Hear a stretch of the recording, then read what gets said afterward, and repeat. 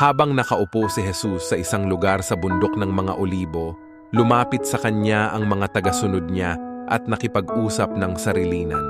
Sinabi nila, "Sabihin niyo po sa amin kung kailan mangyayari ang sinabi niyo, at ano po ang mga palatandaan ng muli niyong pagparito at ng katapusan ng mundo."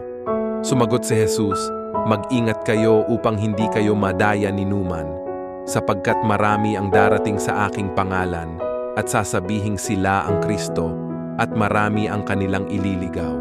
Makakarinig kayo ng mga digmaang malapit sa inyo at mababalitaan ninyo na may mga digmaan din sa malayo. Ngunit huwag kayong matakot.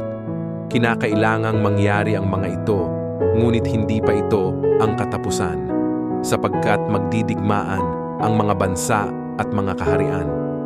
Magkakaroon ng taggutom at paglindol sa iba't ibang lugar.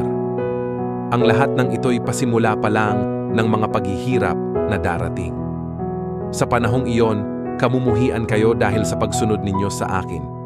Dadakpin kayo upang parusahan at patayin.